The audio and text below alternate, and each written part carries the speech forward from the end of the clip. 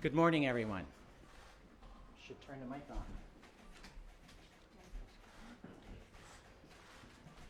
Good morning.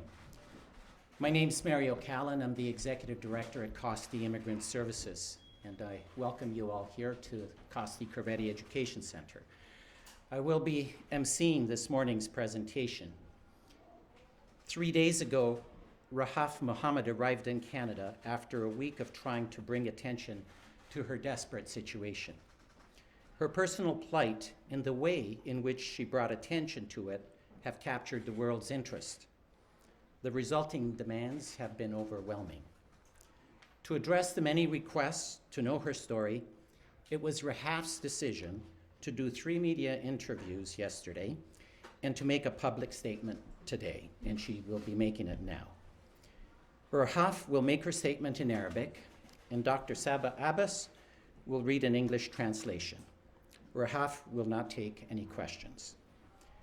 I will subsequently say a few words about Costi's role in resettling Rahaf, and we will be available to answer any technical questions. And so, now to the reason why you're all here. Rahaf, please come to the podium. Hey everyone. أود أن أبدأ بالتعبير عن شكري لحكومة كندا، تايلاند والUNHCR وكل من ساعد في لعب دور لضمان عثوري على بلد آمن لأعيش فيه.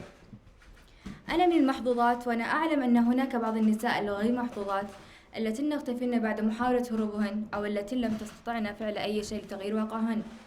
عندما سمعت الأخبار من الUNHCR أن كندا قد اختيرت لتكون بيتي الجديد، فكل التوتر الذي شعرت به خلال الأسبوع الماضي اختفى. لم أكن أعامل باحترام من قبل عائلتي، ولم يسمح لي بأن أكون أنا أو من أريد أن أكون. كما تعلمون، في المملكة العربية السعودية هذا هو الحال بالنسبة لجميع النساء السعوديات، باستثناء تلك المحظوظات بوالدين متفهمين. لا يمكن للنساء أن يكون مستقلات، وهن يحتاجن إلى موافقة ولي أمرهن الذكر على كل شيء. أي امرأة تفكر بالهروب أو أي امرأة هربت تكون عرضة للاضطهاد والملاحقة. أريد أن أكون مستقلة وأن أسافر وأن أتخذ قراراتي الخاصة بشأن التعليم والوظيفة ومن ومتى أتزوج. لم يكن لدي أي رأي في هذه من القرارات، وأستطيع اليوم أن أقول بكل فخر أنني قادرة على اتخاذها كلها لوحدي. أنا ممتنة جدا لكل عروض الصداقة والدعم للحصول على سكن. أشكركم جميعا على التواصل معي وجعلي أشعر بالترحيب في منزلي الجديد. أتفهم أن الجميع هنا وفي جميع أنحاء العالم يتمنون لي كل الخير ويريدون متابعة أخباري. أريدكم أن تعلموا بأنني لن أقوم بإجراء المزيد من المقابلات الإعلامية في الوقت الحالي، وأطلب من الجميع احترام رغباتي. أود أن أبدأ حياة جديدة عادية وخصوصية مثل أي شابة أخرى تعيش في كندا. لذلك سأبدأ في الحصول على مساعدة في عملية استقرار، وبالطبع تعلم اللغة الإنجليزية. واليوم لسنوات قادمة سوف أعمل على دعم حرية المرأة في جميع أنحاء العالم، نفس الحرية التي حصلت عليها من لحظة وصولي إلى كندا.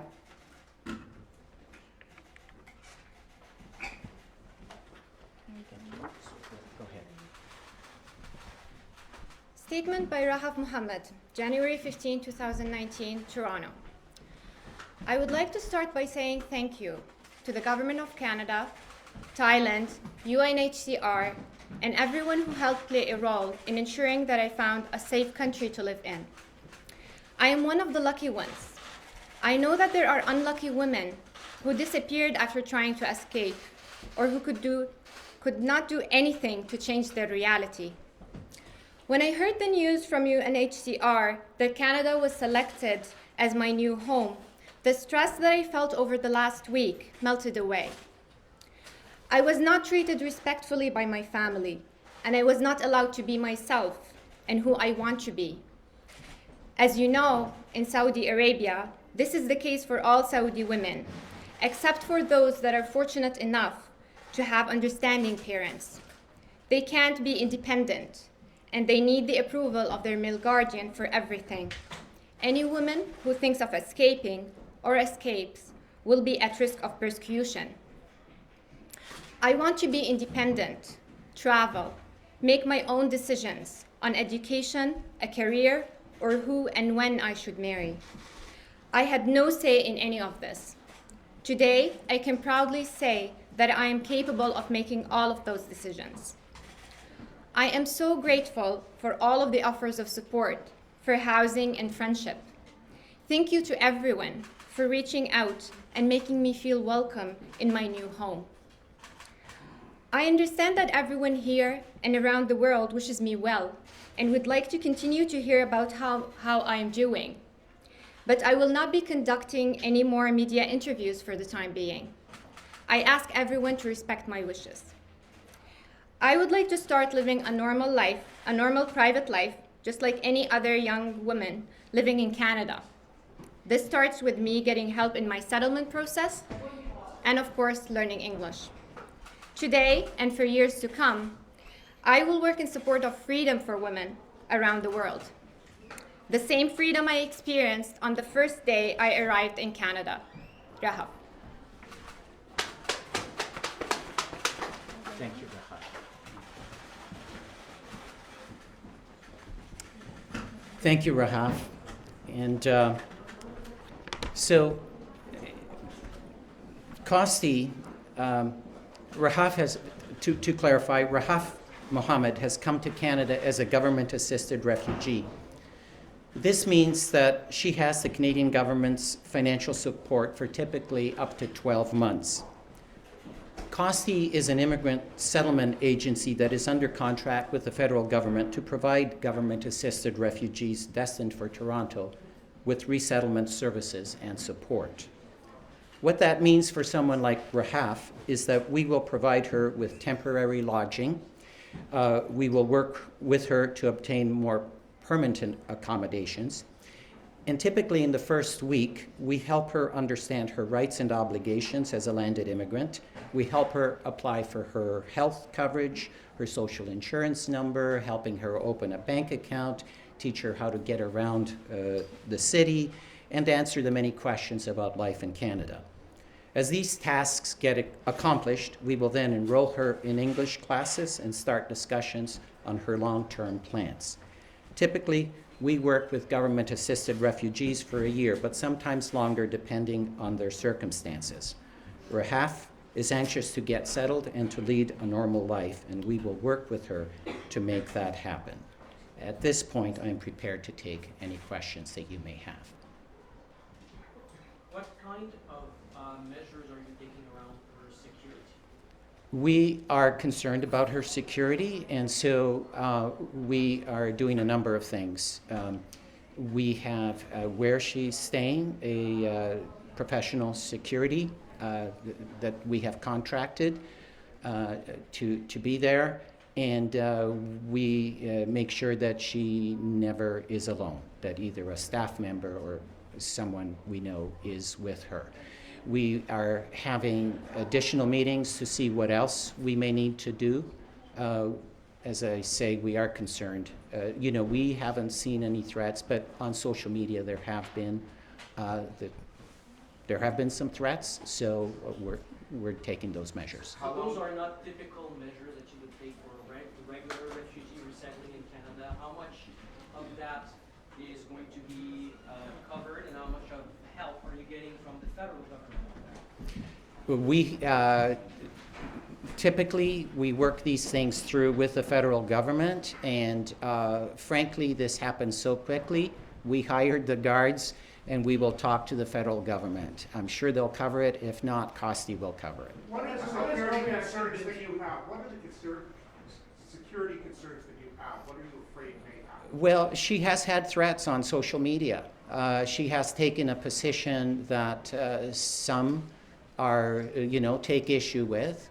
I have not seen the threats, but she said yes, she was feeling unsafe, and so we have taken those measures. How long could you have a security detail with her for? How long is that? Well, good question. And she could be looking over her shoulder the whole life. Right. That's a reality. We are also thinking about her moving out into her own permanent accommodations. So the kinds of things we're looking at is setting her up with a family so she's not living alone. And so these are the kinds of things that we're exploring, but you're absolutely right. Going forward, we have to think through for her. She's a young adult, and we're working to inform her about those risks. She sees the risks, what measures she needs to take, and that's going to be a reality. What has been her reaction to these threats as she comes to this country? It's interesting that,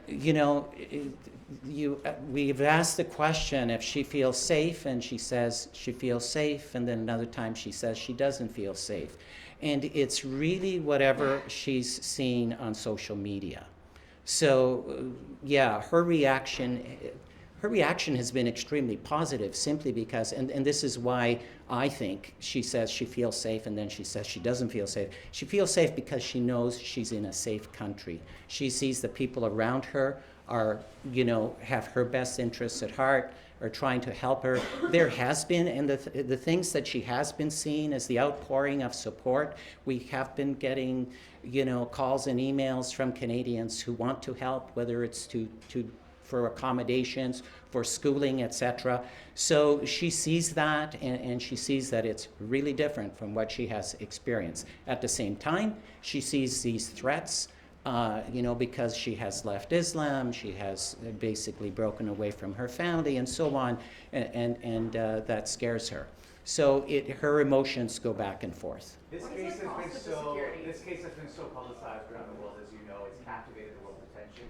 To what extent are you perhaps a little bit, anxious that this may give other women who are also looking to escape a certain level of false hope after seeing the hot story?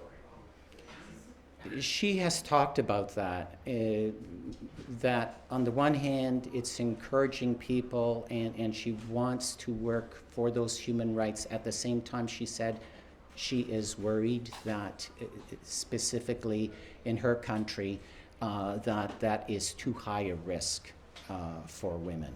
So I know it's an issue for her. And for you? For me, the thing we have to remember is that there are tens of millions of refugees around the world. In fact, when you include displaced persons, it's over 60 million. Less than 1/3 of 1% get resettled. So every person, like this individual, Rahaf, every person that has this opportunity for a future, for a safe and secure future, is a huge victory. So for me, fine if it encourages others, any means to help people escape persecution and violation of human rights. And what is your approach going forward? Obviously not in the upcoming days, but are you looking to settle her within a Canadian family, or have her being an independent young woman in Canada?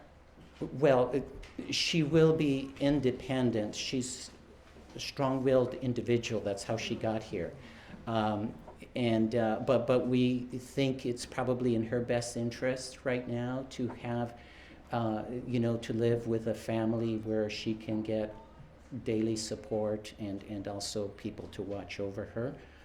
But those are the discussions we will have with Rahaf. Have you seen any indications? Excuse me, can you tell us some illustrations of her strong will as you've seen it? I mean, for instance, in deciding how she was going to conduct this presentation or in the interviews. I mean, have you seen? Yes, she's been very clear about, look, I will do only those interviews, and then I want to get on with my life. And so we talked about how that would work given all the attention. And so we suggested we could hold a press conference. She liked the idea.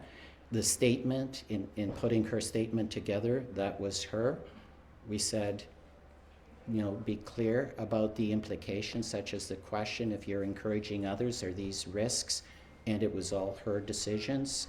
She's been very clear about what she wants. And what is the additional cost of security then versus a typical refugee that you see coming into Canada for your organization? It's not a great amount. I don't have the numbers. Basically, we're talking one security guard, throughout the day.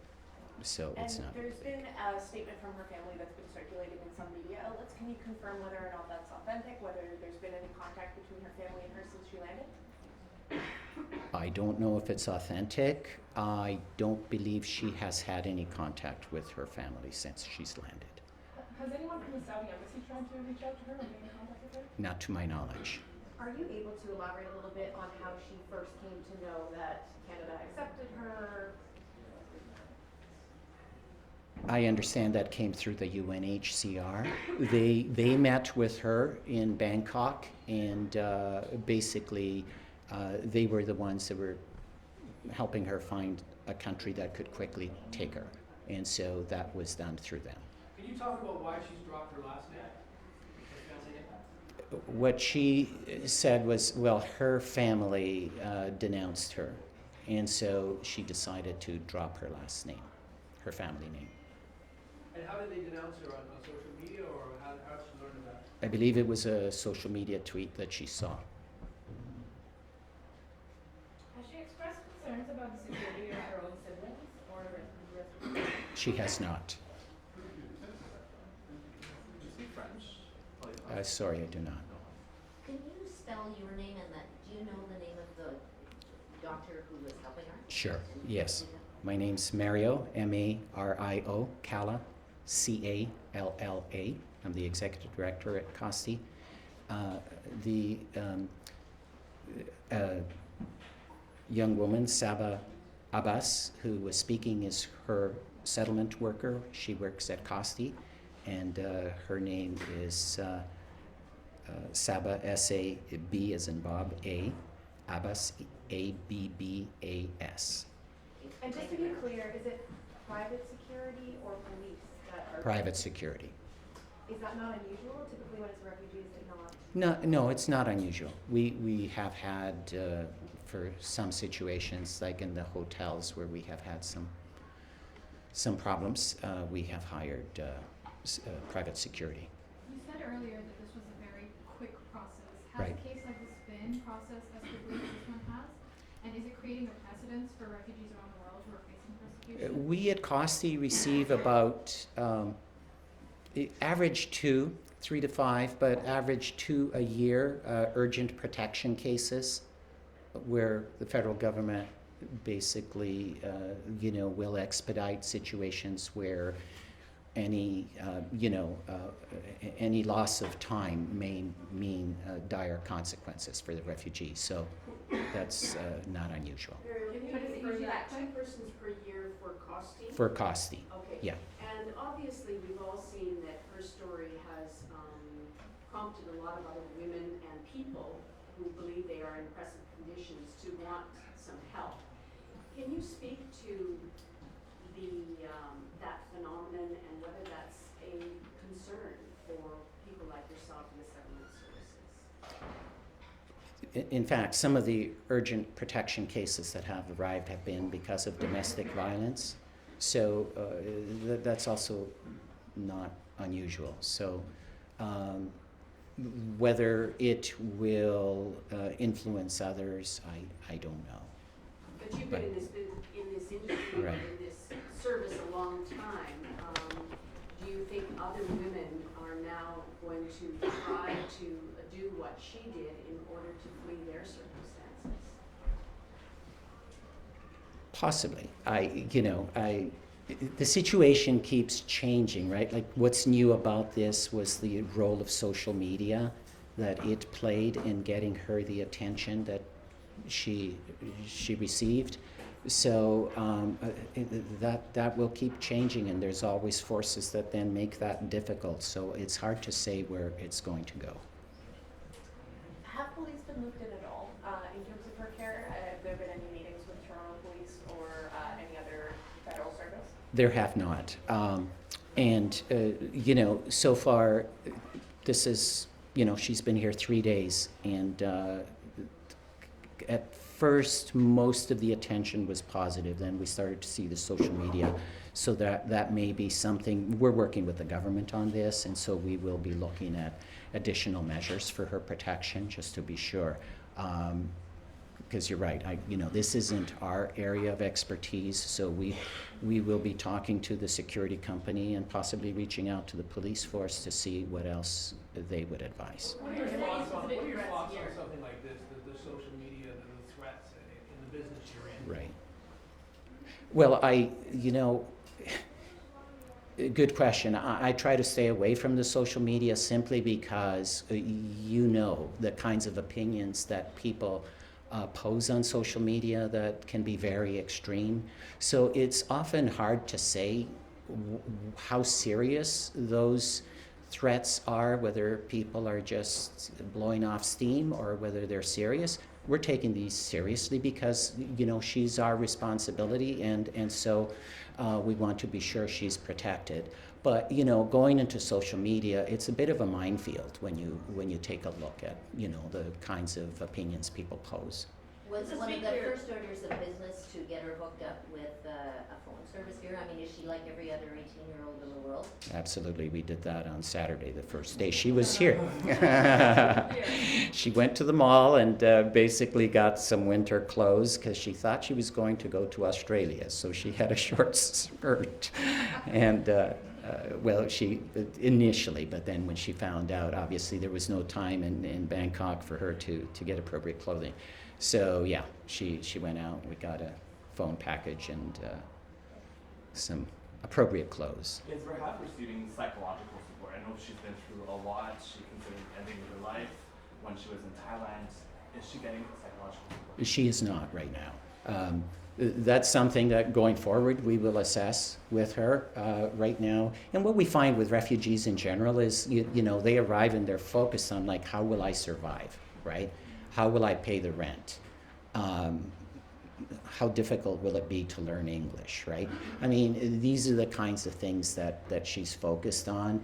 But what we also see is that long term, any refugee, the big challenge is the fact that the loss, right? They're separated from family, from friends, from a culture that was familiar to them, and suddenly that's not there, right? So that has, for many, a deep emotional impact and possibly even affect their mental health. So we do have services at Costi, and we are consulting with them just so that they know what's going on, and we will be working with her. But we have not seen any signs, I need to say, we have not seen any signs of distress in that sense.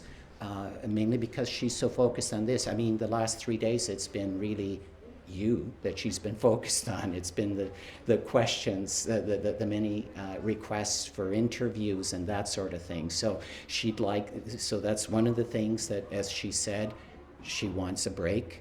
She's not going to be doing any more interviews, so we won't be entertaining any requests. She may come back to this in the future, but right now she's got some important things to focus on. I'll take 2 more questions. She said a little bit about education and that's what she wants to do moving forward. Has she told you what her goals are, what career path she wants to take? So first order of business, she said she wants to learn English, and she's very clear about that, so we'll enroll her in English classes. She's completed high school, and she wants to go to university.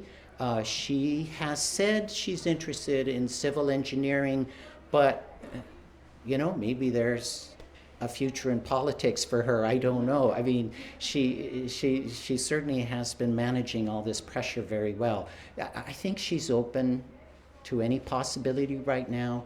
But yes, as soon as she learns English, and we'll be exploring with her, her staff will be exploring with her, what it is she wants to do, presenting, many options for her, and we will support her in getting enrolled in university.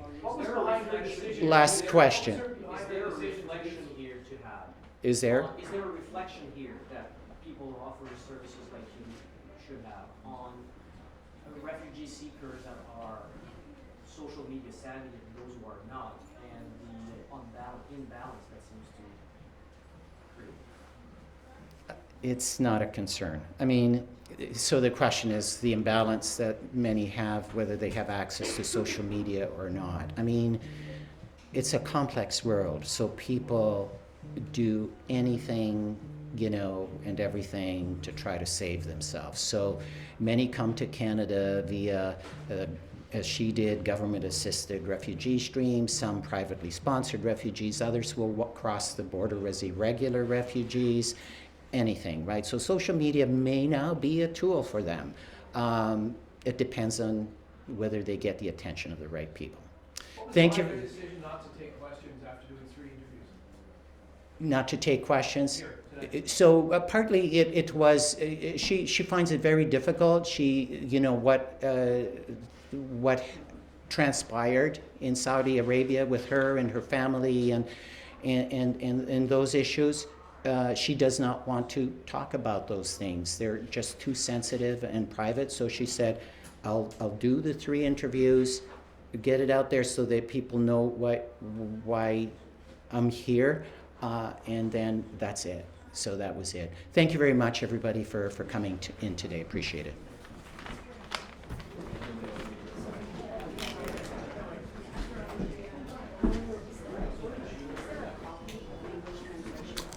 Yes, copies of the English translation. Mary, are you? We do have